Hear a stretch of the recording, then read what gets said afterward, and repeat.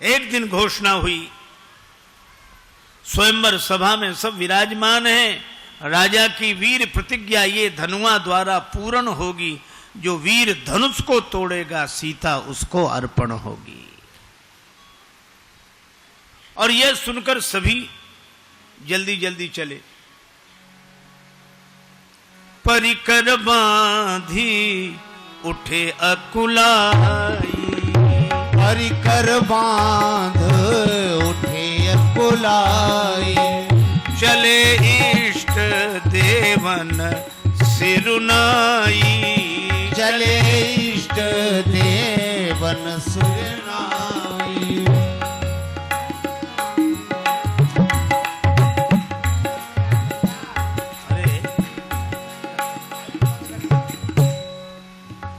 चले इष्ट देवन सिरुनाई, चले इष्ट देवन सिरुनाई।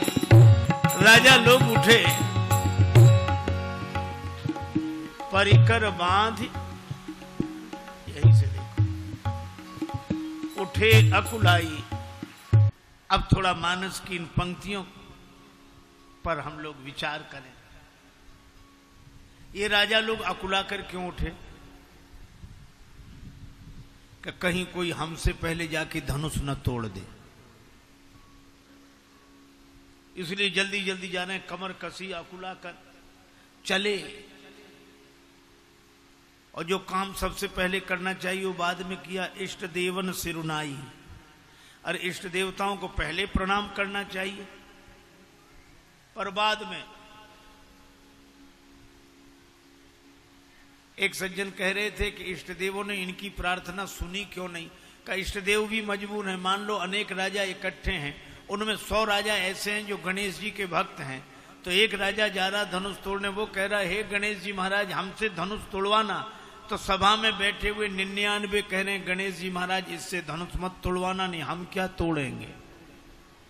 अब गणेश जी के साथ बड़ी समस्या कि वो एक की सुने कि 99 की सुने। अच्छा, मजे की बात यह कि जिससे धनुष नहीं टूटता था वो भी 99 में शामिल हो जाता था। वो कहता था हमसे धनुष नहीं तोड़वाया तो कोई बात नहीं, लेकिन अब इससे मत तोड़वाना, नहीं हमारी बड़ी हंसी होगी। बोलो,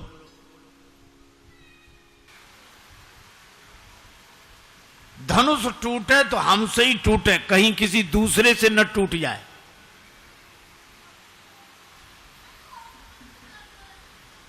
पर किसी से धनुष हिला भी नहीं, तो ये इकट्ठे हो गए। इकट्ठे कितने हुए? 10,000 राजा इकट्ठे हुए।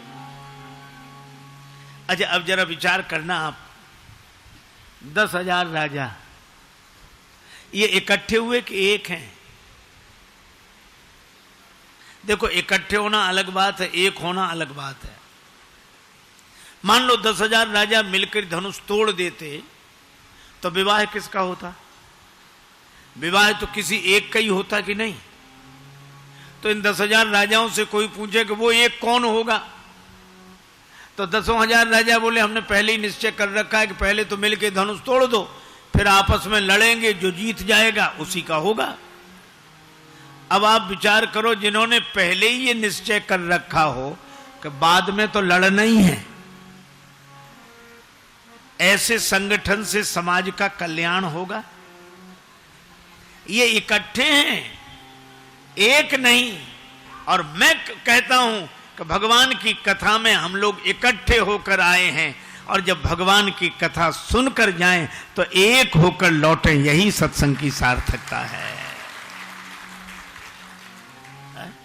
हम इकट्ठे होकर तो आए हैं और एक होकर लौटे।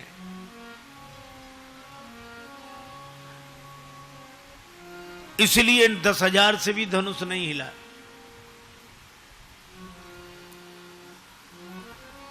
तब वयोवृद्ध, देखो राम कथा तो दर्पण है, प्रत्येक युग का सत्य दिखाई देता है। वयोवृद्ध महाराज जनक ने देखा कि समाज की समस्या का समाधान जब युवा शक्ति जागृत होगी तब होगा।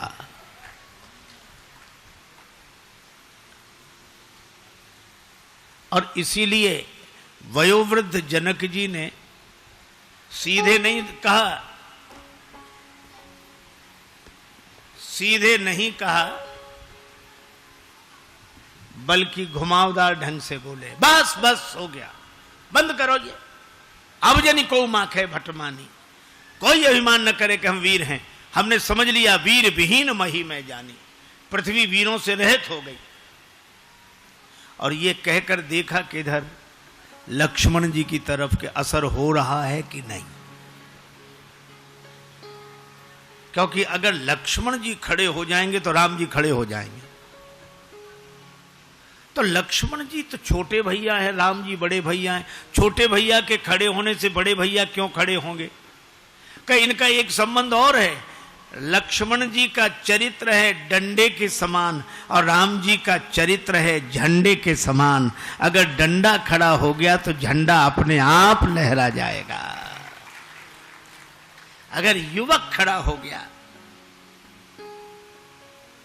तो भगवान की सहायता होगी। श्री स्वामी विवेकानंद जी ने कहा कि ईश्वर उन्हीं की सहायता करता है जो अपनी सहायता स्वयं करते हैं। हमें जागना चाहिए। और जनक जी ने कहा कोई अभिमान न करे कि हम वीर हैं, और जिसके लिए कहा उसकी तरफ देखा। अब जनी को माखे भटमानी, लेकिन हा लक्ष्मण जी पर असर हुआ।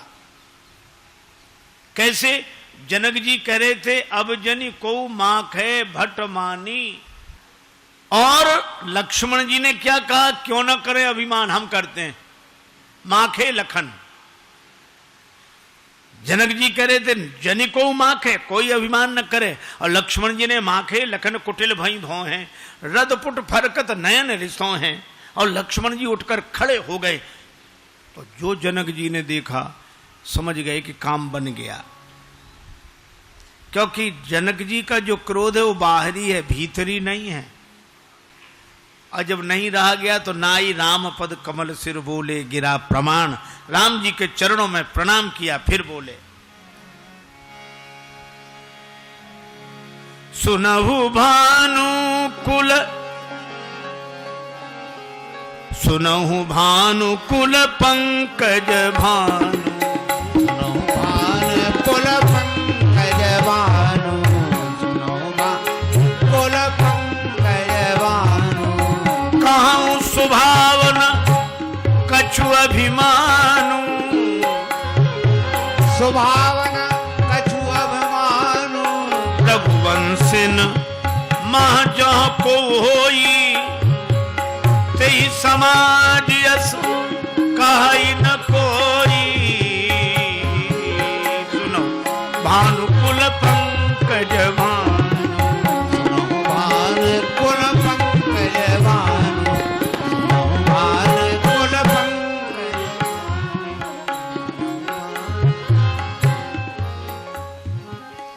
हे राम जी, रघुवंशी वीरों में जहां कोई एक बैठा होता है कोई ऐसे नहीं बोलता, कहीं जनक जैसा अनुचित बानी। इन जनक ने ऐसी अनुचित बात कही है। राम जी ने कहा कि तुम कौन सी उचित बात कह रहे हो?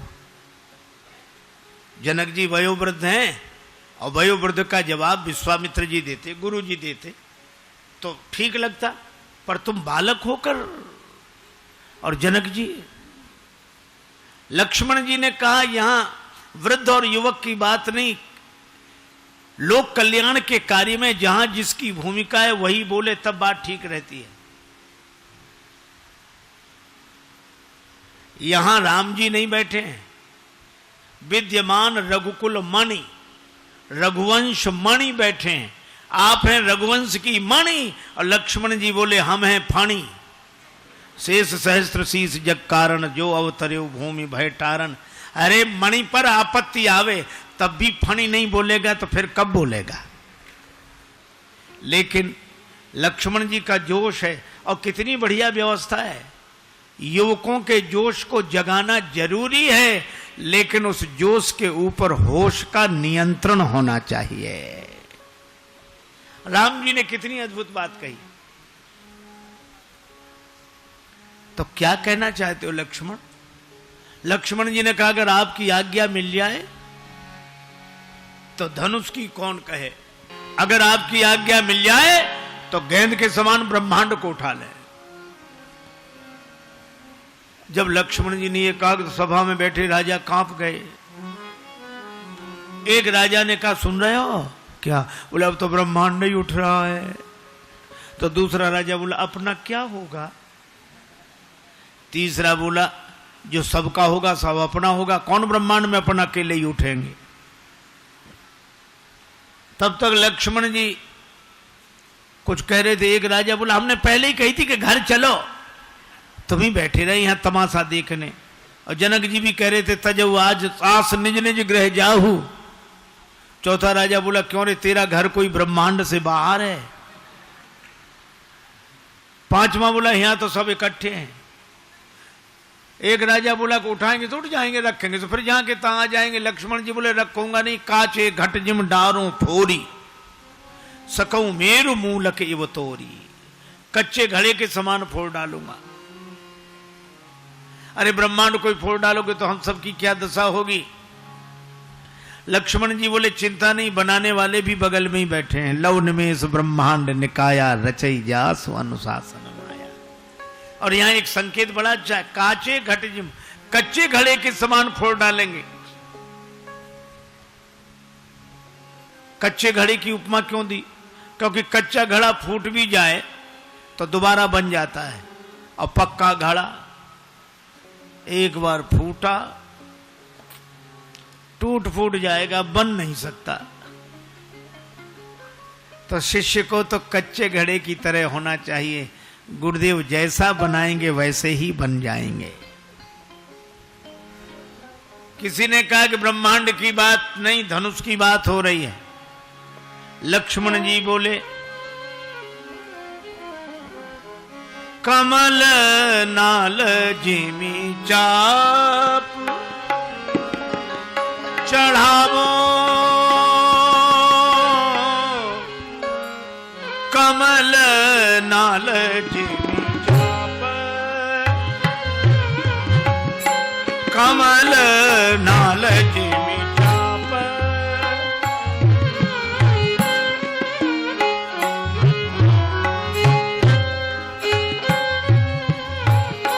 कमल नाल जिमी चाप।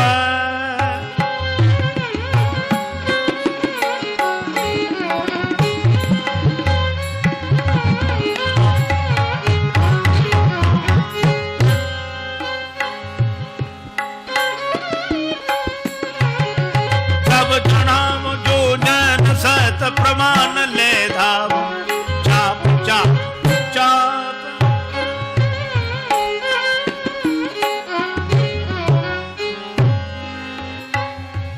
कमलनाल की तरह धनुष को चढ़ाकर 100 योजन तक ले जाऊं, छत्रक दंड की तरह तोड़ डालूं। इतनी शक्ति है। लक्ष्मण जी बोले हमने कब कहा कि हमें इतनी शक्ति है। अच्छा शक्ति है नहीं तो इतने बड़े बड़े काम कैसे करोगे? ये तो निराशा की बात हुई। एक आदमी अपनी घोड़ी की तारीफ करता था कि महाराज ऐसे चलती है, हवा से बातें करे, रंग तो देखते ही रह जाओ, कान ऐसे मिले, उसमें गुण ही गुण, गुण ही गुण, कमी सिर्फ एक। कौन सी कमी? तो धीरे से कहता मर गई। तो इतने गुणों का क्या मतलब रहा? लक्ष्मण जी कहते ये भी करेंगे, ये भी करेंगे, ये भी करेंगे, ताकत है? बोले बिल्कुल नहीं। फिर करोगे कैसे? लक्ष्मण जी ने कहा तोरों छत्रक दंड जिम तव प्रताप बलनाथ। आपके बल पर, आपके प्रभाव के बल पर प्रताप आपका होगा और काम हमारा होगा। एक महात्मा कहते थे घी मिर्च मसाला तेरा, फिर देख तमाशा मेरा। युवकों में ऐसा ही उत्साह होना चाहिए कि आपकी कृपा के बल पर हम ऐसा पुरुषार्थ करके दिखाएंगे। तोरों छत्रक दंड जिम तव प्रताप बलनाथ।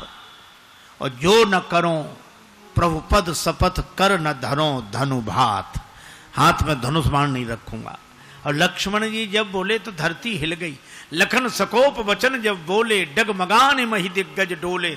और जब धरती हिल गई तो राम जी ने कहा, सौमित्र लक्ष्मण शांत शांत, तुम्हारे बोलने से धरती हिल रही है और धरती के हिलने से सब हिल रहे हैं।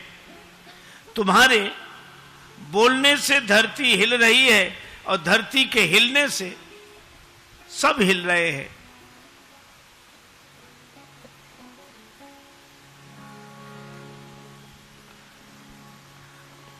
लक्ष्मण जी बोले, प्रभु सब तो हिल रहे हैं लेकिन अभी दो नहीं हिल रहे हैं। दो कौन नहीं हिल रहे हैं?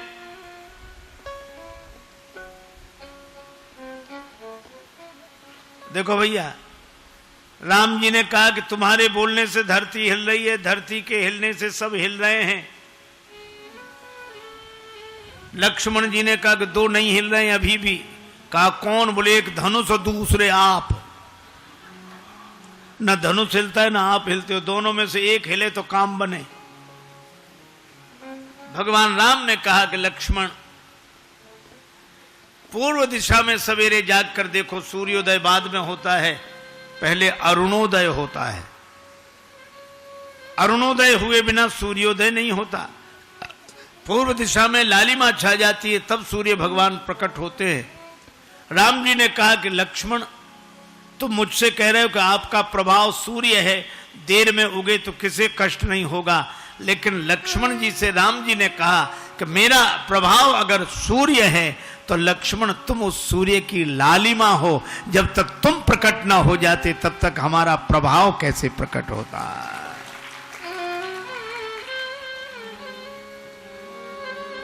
और मानो लक्ष्मण जी ऐसे युवक हैं जो लालिमा की तरह है, और जब लालिमा प्रकट होती है तभी राष्ट्र का अरुणोदय होता है।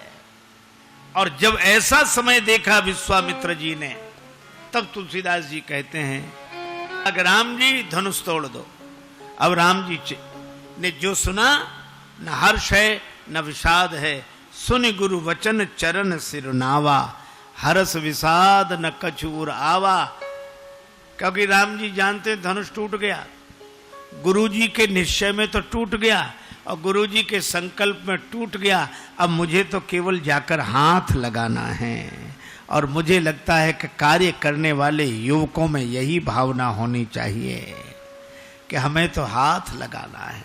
राम जी चले, और कैसे जा रहे हैं? सहज ही चले सकल जग स्वामी, मनहु मंजुवर कुंजर गामी। मत वाले हाथी की तरह झूमते हुए जा रहे हैं, हाथी की तरह है? जानकी जी सबसे प्रार्थना करती हैं, हे शंकर भगवान धनुष आपका है, हे भवानी माता आशीर्वाद आपका है, हो प्रसन्न महेश भवानी। हे गणेश जी महाराज आप विघ्न दूर करने वाले हो, गणनायक वरदायक देवा। क्या करे? गणेश जी से जानकी माता बोली, इस धनुष का वजन कम कर दो। गणेश जी बोले, इस काम के लिए हम ही मिले थे, हमारा ही वजन कौन सा कम है? गणेश जी का वजन कौन सा कम है?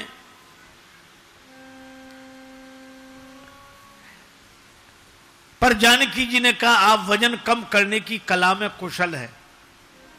जितने तुंदिल स्थूल काय आप देखते हैं, अगर वजन उसी माप से होता तो बेचारे चूहे की क्या हालत होती जो आपका वाहन है। और बात कितनी बढ़िया है, हमारे यहां प्रथम पूज्य उसे कहा गया कि छोटे से छोटा व्यक्ति भी जिसका वजन उठा ले, वही हमारे यहां प्रथम पूज्य है, बड़ा है। हम बड़ा उसे नहीं मानते कि जिसका वजन बड़े बड़े ना उठा पाए, छोटे से छोटा भी वजन उठा ले। चूहा भी जिसका वजन उठा सकता हो, वह हमारे यहां प्रथम पूज्य गणेश जी हैं। तो जानकी जी ने कहा कि धनुष से भी कह दो वजनदार उतना ही बना रहे, लेकिन राम जी उठाएं तो हल्का हो जाए। पर गणेश जी से कहने के बाद फिर धनुष से ही बोली, तुम ही हो जाओ ना हल्के। धनुष बोला हल्के तो हो जाएं, वजन कहां ले जाएं? अपना वजन इन राजाओं पर डाल दो। क्यों? तुम वजनदार हो, इसलिए तुम हिल नहीं रहे हो। और ये राजा लोग इतने हल्के हैं, इनमें थोड़ा भी वजन नहीं है, ये बिना हिले मानते नहीं है। कुछ तो वजनदार हो जाएं, जिसमें जितना जर्फ है उतना ही वो खामोश है। अपना वजन इन पे डाल दो, तुम हल्के हो जाओ। धनुष बोला भरी सभा में हम हल्के हो जाएं? सभा में हल्के लोग भी भारी बन के बैठते हैं, और कोई अपने को हल्का सिद्ध करे। जानकी जी बोली सभा की ओर मत देखो, हो हरु और रघुपति ही निहारी। राम जी की ओर देखो, राम जी को देखकर हल्के हो जाओ। और कितनी अद्भुत बात है, राम जी कहां आ रहे हैं? हमारी तरफ आ रहे हैं। क्यों आ रहे हैं? हमारा वजन उठाने आ रहे हैं। श्री जानकी जी ने कहा कि जिसका वजन उठाने के लिए भगवान स्वयं चलकर जिसके पास आ रहे हों, वो भी चिंता के बोझ से हल्का नहीं होगा, तो फिर और कौन हल्का होगा? हो हरु और रघुपति ही। भगवान ने धनुष की ओर देखा, चितव गरुड़ लघु व्याल ही जैसे। दम के उदामिनी जिमि जब लयऊ, पुनि धनु नभ मंडल सम भयऊ। लेत चढ़ावत खेचत गाढ़े, काहु न लखा देख सब ठाड़े। जय क्षण मध्य, जय क्षण मध्य राम धनु तोरा। राम धनु तोरा, भरे भुवन धुनि घोर कठोरा। भरे भुवन धुनि घोर कठोरा। भरे भुवन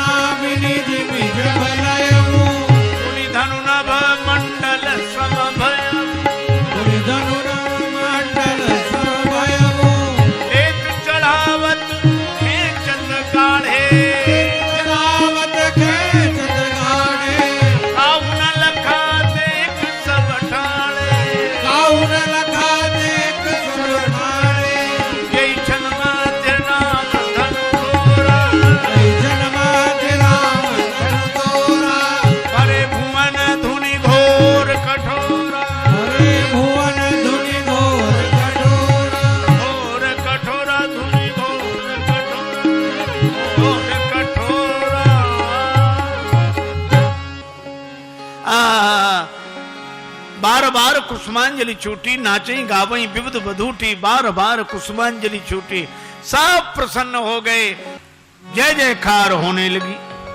सभी प्रसन्न हुए धनुष के टूटने से, पर किसी ने धनुष से कहा धनुष तुम दुखी हुए होगे, जुड़े हुए थे आज तोड़ दिए गए। धनुष ने कहा अच्छा रहा कि हम तोड़ दिए गए। क्यों? धनुष बोला जब हम जुड़े थे तो दूसरों को तोड़ते थे, अच्छा बोलो धनुष जुड़ा रहेगा, उस पर से बाण चलेगा तो दूसरे टूटेंगे कि नहीं? धनुष बोला हम जुड़े थे तो दूसरों को तोड़ते थे, और आज टूटे हैं तो दो को जोड़कर टूटे हैं, इसलिए हमारा टूटना अच्छा। अहंकार जब जुड़ता है तो समाज टूटता है, अहंकार जब टूटता है तो समाज जुड़ता है। अच्छा आपने देखा धनुष से किसी ने कहा कि बड़े बड़े राजा तुम्हें उठाने आए, तब नहीं उठे, नन्हे से राजकुमार राम जी के हाथों उठ गए।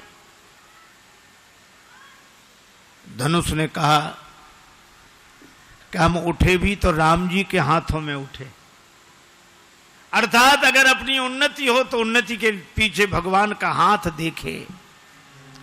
बोले ऐसा उठना किस काम का कि गिर गए? बोले गिरे भी तो राम जी के चरणों में गिरे। गिरना हो तो राम जी के चरणों में गिरो, और अगर उत्थान हो तो भगवान की कृपा का हाथ देखो। लेकिन भगवान ने तुम्हें ऊपर उठाकर नीचे क्यों गिराया?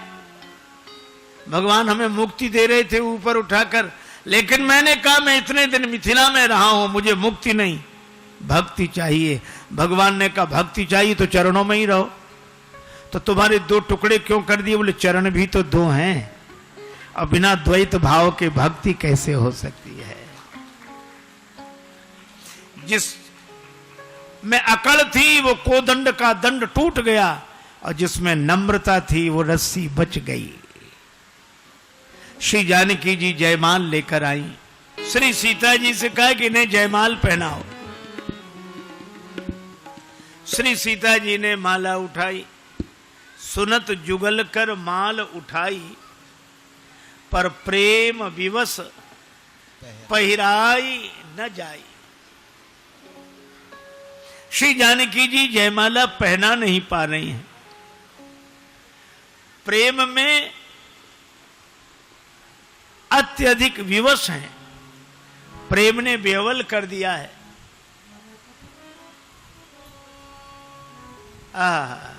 श्री जानकी जी जयमाल पहना नहीं पा रही है। एक सखी ने राम जी से कहा कि थोड़ा आप सिर झुका दो, लली हमारी तनिक सी लला ने को झुक जाओ।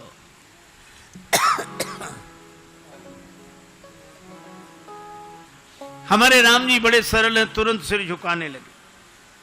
एक सखी बोली बहन गजब हो गया, आज तक किसी रघुवंशी वीर का सिर भरी सभा में झुकाओ ऐसा सुना भी नहीं गया, आज तो देख रहे हैं कि झुक रहा है।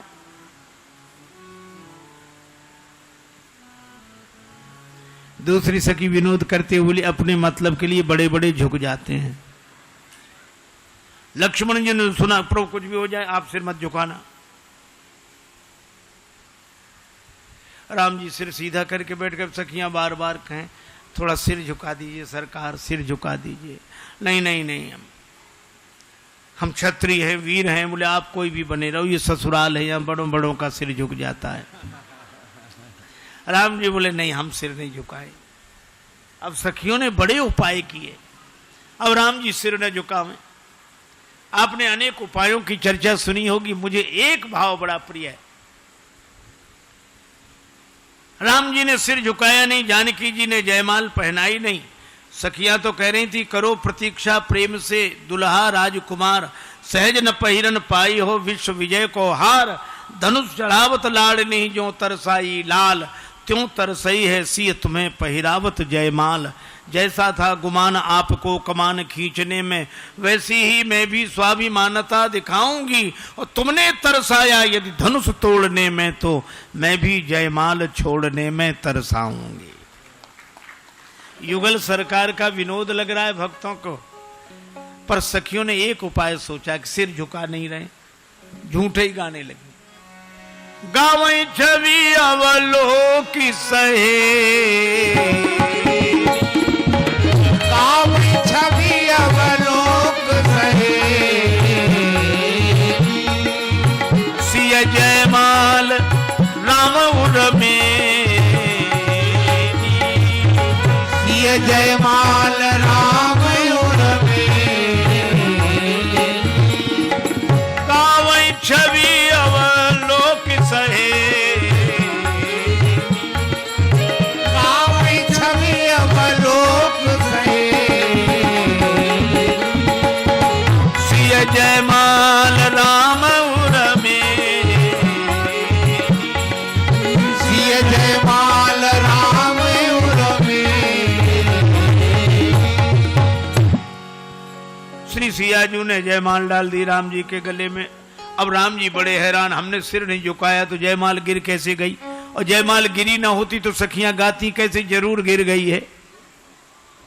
अब राम जी ने सोचा गिरी है कि नहीं, अब गले में माला गिरी है कि नहीं ये देखने कैसे देखोगे? ऐसे तो देखेगा नहीं कोई।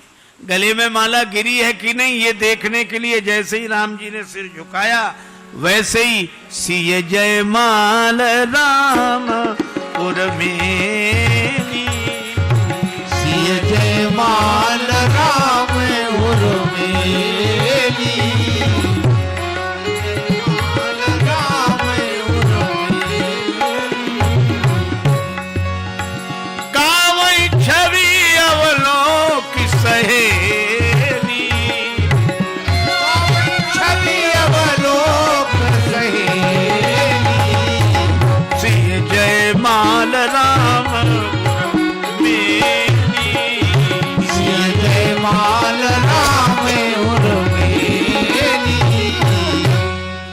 जयमाल गिर गई, जय जयकार हुई।